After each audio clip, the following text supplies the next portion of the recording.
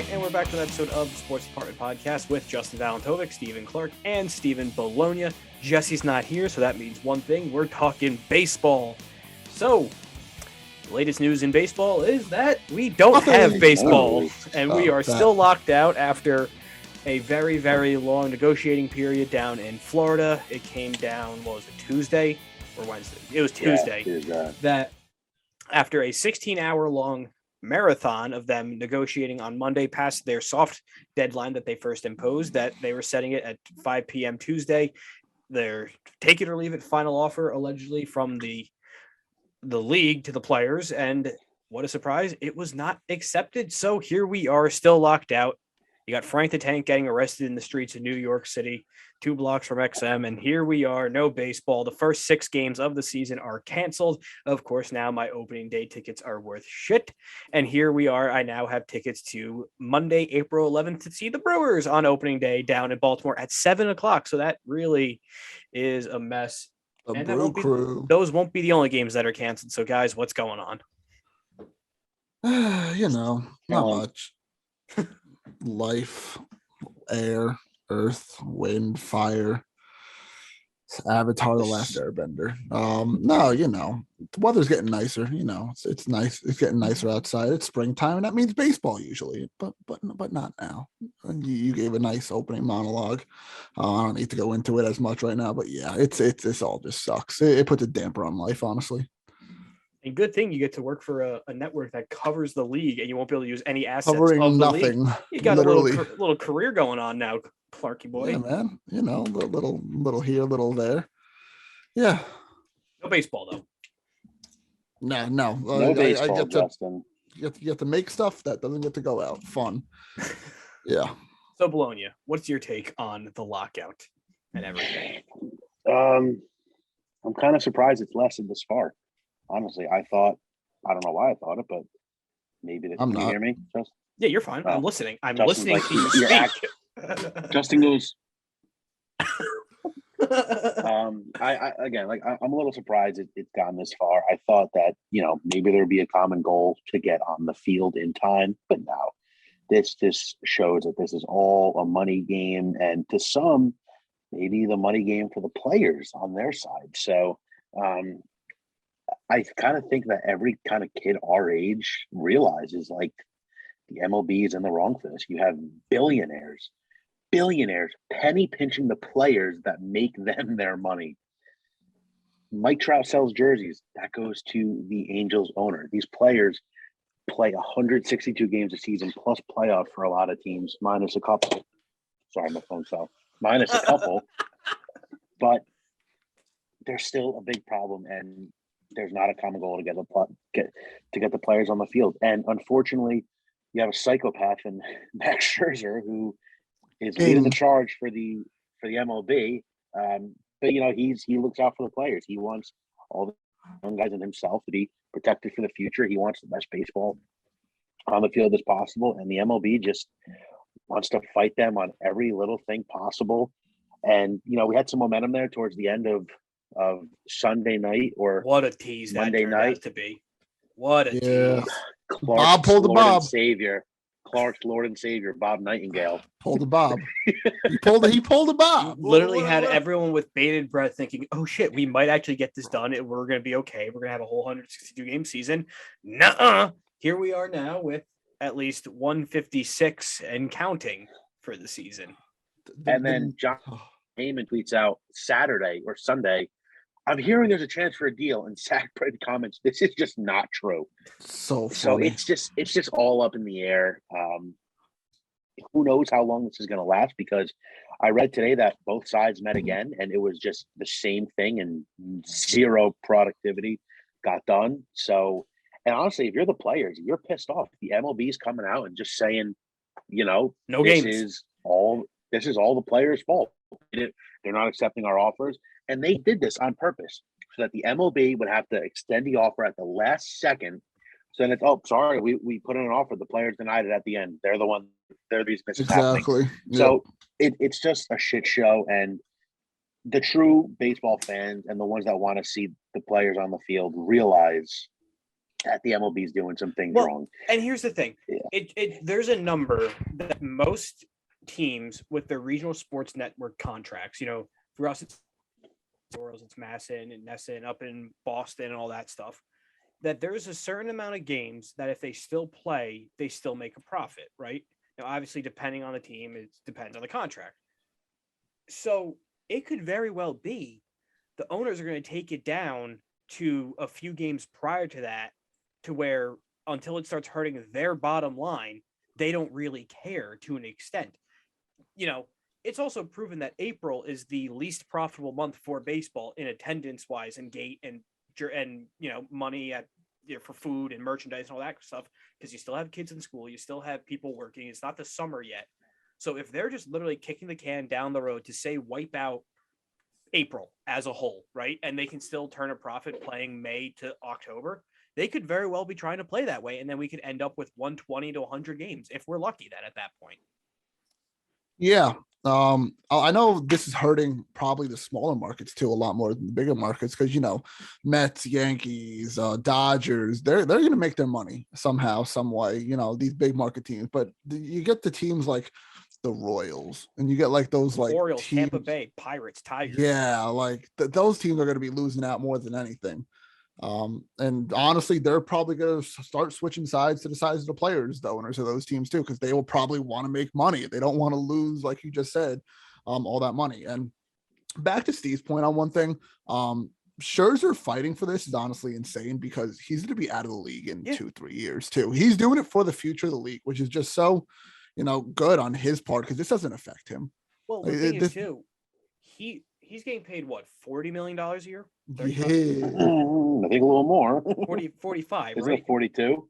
43, 42? Somewhere in the 40s. Okay, so 162 divided by, or no, it'd be 40 million. Let's just say 40 million. 40 million, or 42 million, right?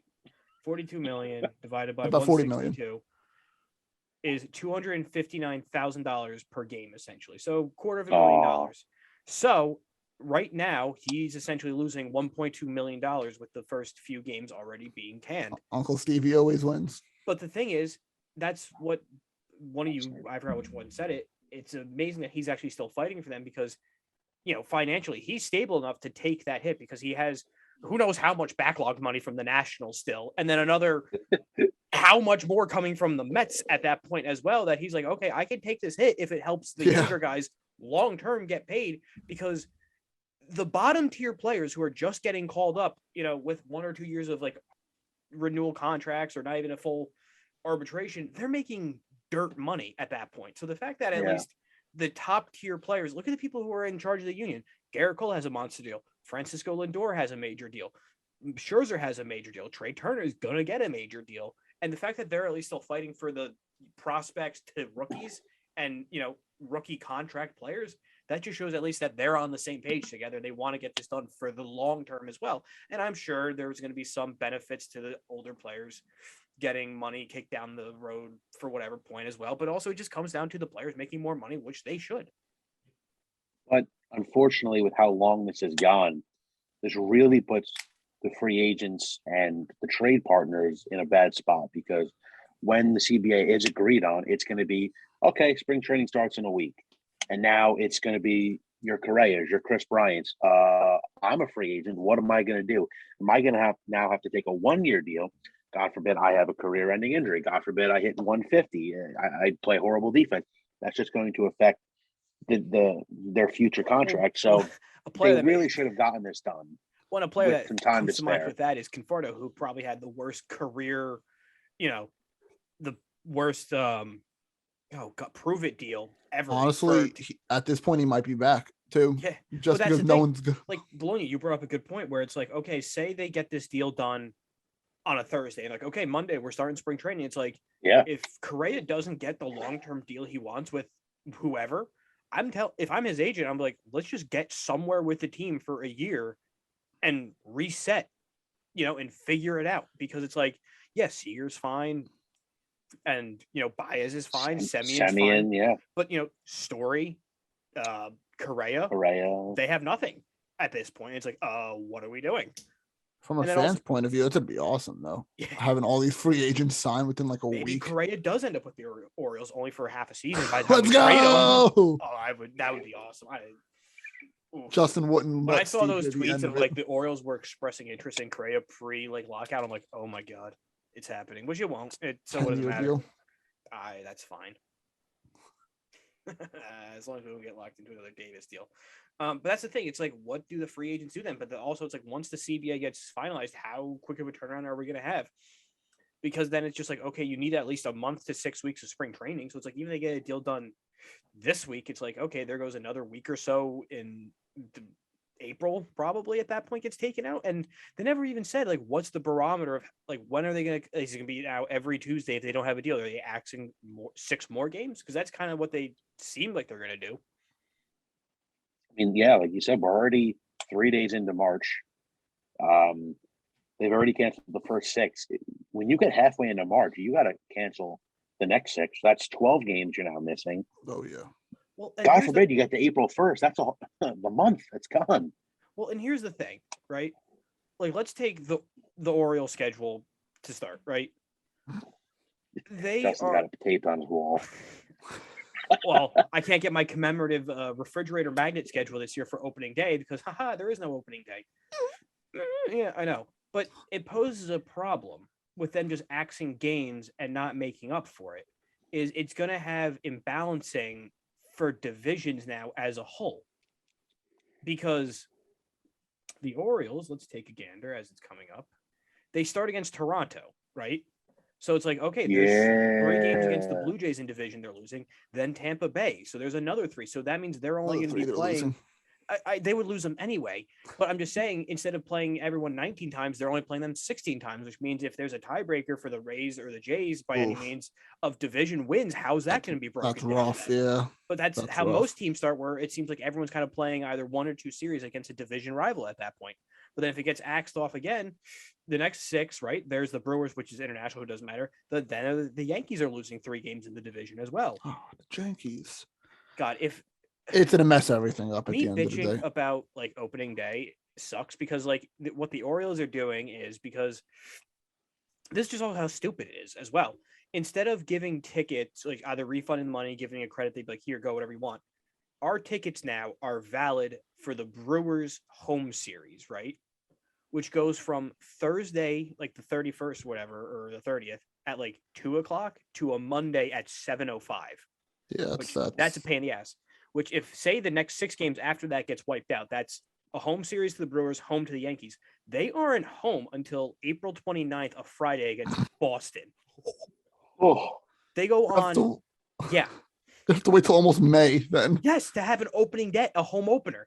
Because if that's the case, they're starting 3 series on the road against Oakland, LA, and New York. But it's like that's most teams that are probably going to get screwed that way. It's like lopping off games. Yeah, it makes sense as a negotiating tactic, but from a scheduling thing now, it's going to be a nightmare. Mess everything up. It's going to be a nightmare.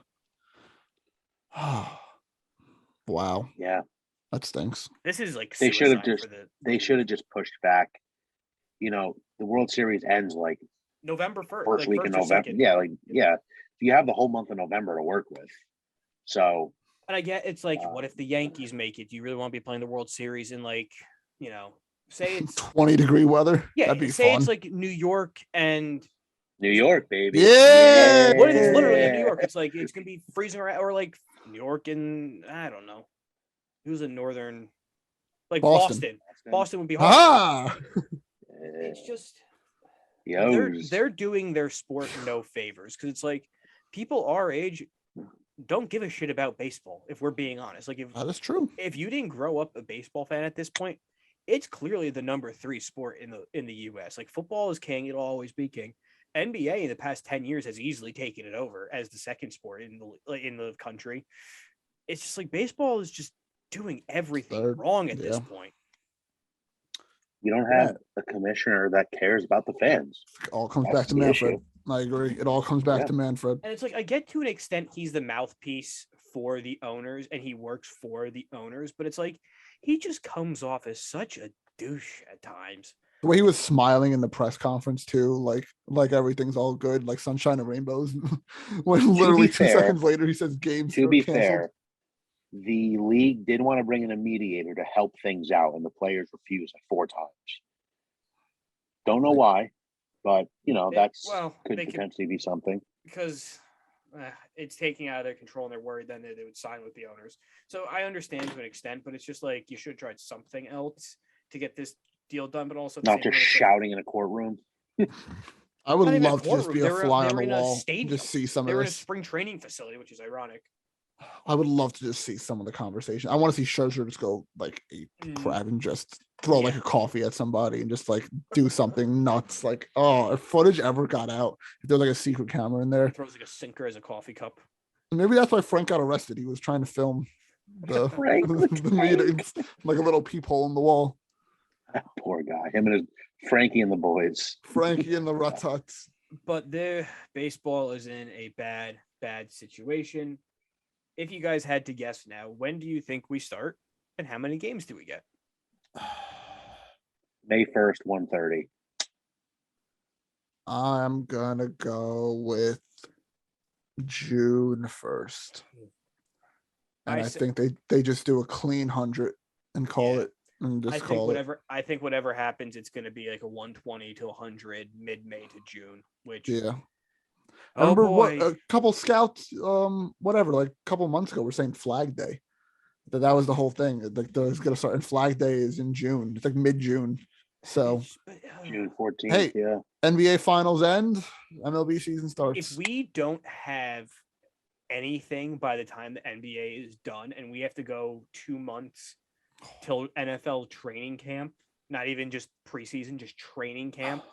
It's going to be a rough summer then. Yeah. Even that gap we just had after All-Star break till like after the Super Bowl. That was brutal. Like literally no basketball was on. There's no Monday Night Football, no Thursday Night Football. You guys got the Devils. What happened? Whoa. I actually don't have the Devils because I have Comcast, so I don't have MLB. You can get NHL TV. No, I can't. They get blacked out. I have that. Fubo, baby. I have NHL TV, but they barely go to the Devils. I can't, and all the games are on ESPN Plus, but they're blacked out because I'm in the market. Oh, that was brutal. And if those 5 days are going to be 2 months or even shorter, longer than that, it's going to be brutal. It's just going to be brutal. It's going to be COVID all over again. Worse, honestly, because at least then they were able to just play eventually. That's stunk. Who knows? And there's got to be a point of no return because COVID season started August 1st, right? Was it August? Basically, it was short. You got to assume they can't play less than 60 games. Like they can't. Yeah, it's canceled the season at that point. You have to. That is detrimental as hell to their sport then. So who the hell knows when we're going to have baseball, and who the hell knows when we're going to do another podcast that will probably be on some football and combines going on now. So got to do a Revolution one, baby. That's true. We got some AEW wrestling to talk about. So Punjabi prison, baby. When we get to those and they come out, Clark, where can people listen and watch them? Yeah, YouTube, Apple Podcasts, Spotify. The social medias are Facebook, Twitter, Instagram, and TikTok at SportsDeathPod, at SportsDEPT Pod. I don't know. Wrestling, maybe we'll do one either tomorrow or Saturday. Probably tomorrow, if anything. Basketball is running along. Football, mock drafts, maybe. I know the combine's going on now.